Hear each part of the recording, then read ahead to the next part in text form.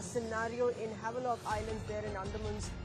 We're being told here with breaking inputs, 85 people who were stranded in the Andamans and the adjoining islands there have now been rescued in 4 shuttles. So the rescue operations that have now started with the weather getting only marginally better enough to start those rescue operations. All of those 85 have now been rescued from Havelock Islands in 4 shuttles. Ashish Singh has been getting us an update on that. Ashish, please go ahead.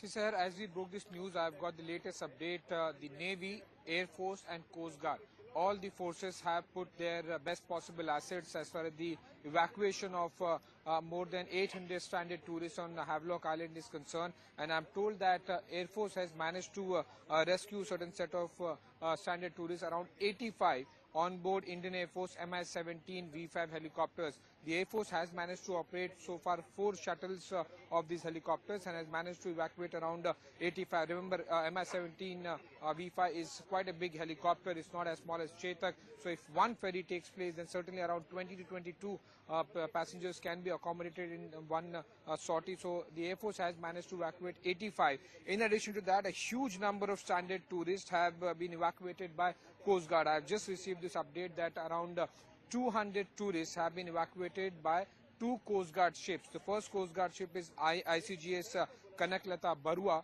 in which 120 tourists have already embarked, and as we speak the ship is preparing to leave from Havelock Island. And the second ship of Coast Guard is ICGS Rajveer, on board 80 passengers on board. Both the ships are preparing to leave, but what we have been told by our officials in the Coast Guard and Air Force and Navy is that the weather continues to remain bad.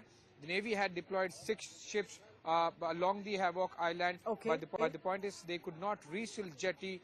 The sea state was too high.